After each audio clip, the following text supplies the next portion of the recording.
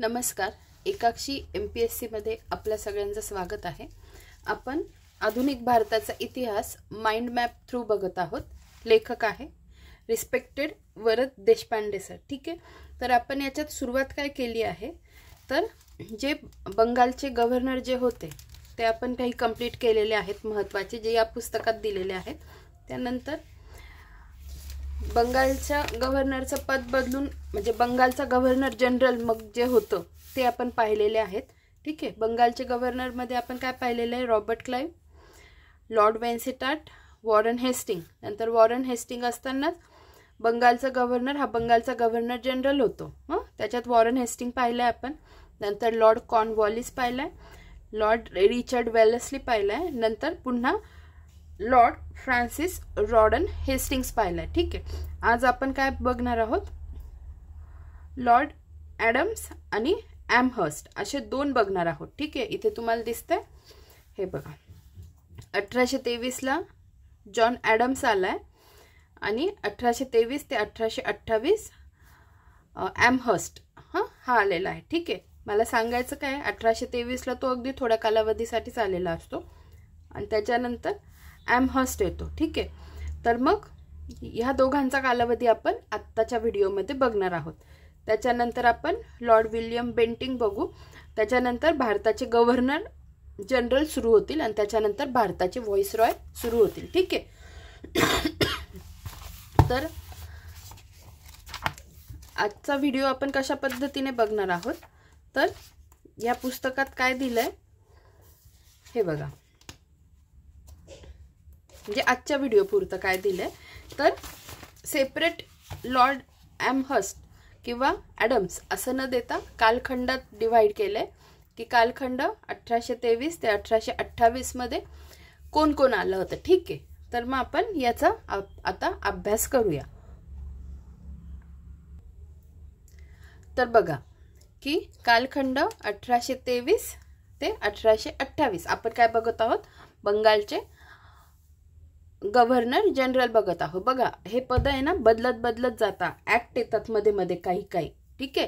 1773चा regulating act, त्याच्यानंतर 1833चा येतो. ठीक आहे. नंतर 1857चा उठाव झाल्यानंतर 1858च्या ऍक्टने काही पद बदलतात, व्हॉइसरॉय जे अशा पद्धतीने जे पद बदलत जातात त्याच्यावर एक छोटूसा व्हिडिओ मी घेऊन येणार आहे. हे सगळं महत्त्वाचं आहे.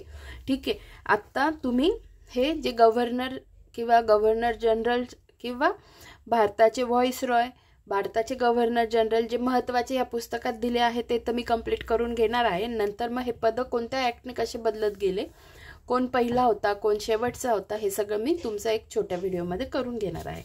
तर बघा कालखंड 1833 ते 1828 या दरम्यान काय काय झालेलं बघा. जॉन ॲडम्स पहिले बघूया. जॉन ॲडम्सच्या कालखंडात काय काय झालं बघा. इसवी सन 1823 साली गव्हर्नर जनरल पदी लॉर्ड ॲडम्स हा आला. ठीक आहे.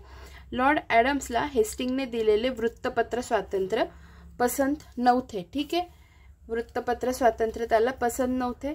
त्याने सर थॉमस मनरो यास वृत्तपत्राबाबतीत अहवाल सादर करण्यास सांगितले.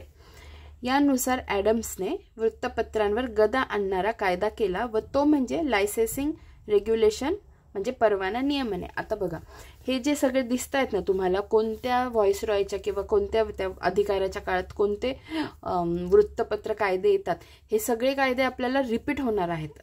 सगळे रिपीट होणार आहेत. कशात, जे आपला वृत्तपत्र हा टॉपिक आहे ना त्याच्यात. तर मग कोणत्या वृत्तपत्राने काय काय परिणाम झाले, कोणते कोणते प्रकाशन बंद झाले. ठीक आहे. तर आणि कोण अधिकारी असा होता ज्याने वृत्तपत्रांना स्वातंत्र्य दिलं आणि कोण होता ज्याने स्वातंत्र्य अजिबात नाही दिलं. तर ह्या सगळ्या गोष्टी आपल्याला पुढे येणार आहेत. त्यामुळे ह्या सगळ्या गोष्टी आपण जेव्हा एक अधिकारी बघतो ना त्याच्यात ह्या सगळ्या गोष्टी आपल्याला कुठे ना कुठे कोरिलेशन येऊन आपल्याला ह्या सगळ्या गोष्टी पाठ कराव्याच लागतात. ठीक आहे.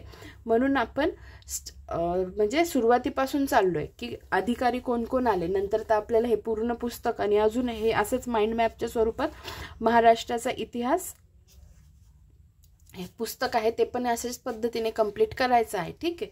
तर मग हे जे प्रत्येक अधिकाराच्या बाबतीत काय काय घटना घडलेल्या आहेत, काय काय आहे, हे सगळं तुम्ही इथल्या इथेच नीट लक्षात ठेवत जा. तर मग ॲडम्सने कोणता कायदा आणला? लायसेन्सिंग रेग्युलेशन, परवाना नियमने कायदा आणला. यानुसार छापखान्यांसाठी परवानगी आवश्यक करण्यात आली. परवानगीशिवाय वृत्तपत्रे छापल्यास जप्तीचे अधिकार दंडाधिकाऱ्याला देण्यात आले. वृत्तपत्रांसाठी परवाना देण्याचा व परवाना रद्द करण्याचा अधिकार हा गव्हर्नर जनरलला देण्यात आला. ठीक आहे. या नियमांना आता हे अतिशय महत्त्वाचे आहे. हे असले प्रश्न विचारले जातात. या नियमांमुळे राजा राम मोहन रॉय यांच्या मिरात उल अखबार या वृत्तपत्राचे प्रकाशन बंद पडले. कोणत्या वृत्तपत्राचे प्रकाशन बंद पडले? तर राजा राम मोहन रॉय यांच्या मिरात उल अखबार या वृत्तपत्राचे प्रकाशन बंद पडले.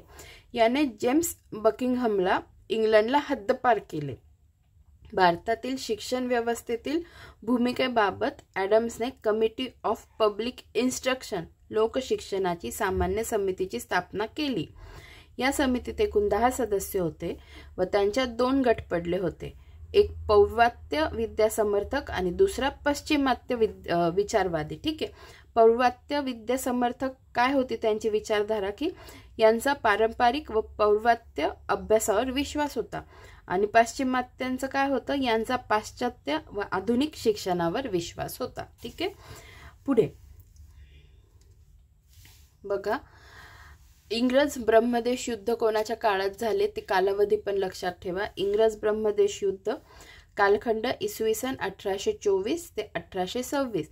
गव्हर्नर कोण? Lord Amherst. ठीक आहे. Governor Lord Amherst. आणि बरोबर इथे नंतरचा जो कालावधी आहे हे बघा, याचा कालावधी छोटा होता आणि त्याच्यानंतर विल्यम ॲमहर्स्ट आलेला. ठीक आहे. 1823 ते 1828. मग इंग्रज ब्रह्मदेश युद्ध कोणाच्या काळात झालं? तर ॲमहर्स्टच्या काळात झालं. यादेंबूचा तह. आता बघा, यादेंबूचा तह, तर हा प्रश्न तलाठीला विचारलेला गेलेला आहे. ठीक आहे. त्यामुळे सगळं खूप महत्त्वाचं आहे. यादेंबूचा तह विजेते इंग्रज होते. त्याच्यानंतर कोळ्यांचे बंड प्रथम उठाव इसवी सन 1824 1829. नेतृत्व रामजी भंगाडिया आणि मुख्य ठिकाण कुठे होतं? मुंबई येथे. त्यानंतर रामोशांचा उठाव. रामोशांच्या उठावामध्ये कालखंड इसवी सन 1826 ते 1829. नेतृत्व उमाजी नाईक, चित्तूरसिंग नाईक आणि सत्तू नाईक. आणि मुख्य ठिकाण महाराष्ट्रातील पश्चिम भागातील पर्वतीय प्रदेश. महाराष्ट्रातील पश्चिम भागातील पर्वतीय प्रदेश. आणि आता आजच्या व्हिडिओमधला शेवटचा जो पार्ट आहे तो आहे कालखंड 1823 ते 1828 मध्ये विल्यम ॲमहर्स्ट. आता इसवी सन 1823 ते 1828 या कालखंडात गव्हर्नर जनरल हा विल्यम ॲमहर्स्ट होता. हा वृत्तपत्रांना स्वातंत्र्य बहाल करू पाहत होता. याने उन्हाळ्यात राजधानी कलकत्ताहून शिमला येथे नेली. ठीक आहे. उन्हाळ्यात राजधानी कलकत्ताहून शिमला येथे नेणारा कोण होता? तर लॉर्ड ॲमहर्स्ट होता. याच्या आधीचा जो ॲडम्स होता त्याने वृत्तपत्रांना स्वातंत्र्य दिलं नाही, गदा आणणारा कायदा केला. काय कायदा होता? Licensing regulation. पण हा कसा होता? तर हा स्वातंत्र्य बहाल करू बघणारा अधिकारी होता. ठीक आहे. याच्यानंतर पुढच्या व्हिडिओमध्ये आपण विल्यम बेंटिंग बघणार आहोत. 2 पेजेसमध्ये 2 टाईपच्या चार्ट्समध्ये विल्यम बेंटिंग कव्हर केलेला आहे. ठीक आहे. तर लवकरच भेटूया पुढच्या व्हिडिओमध्ये. धन्यवाद.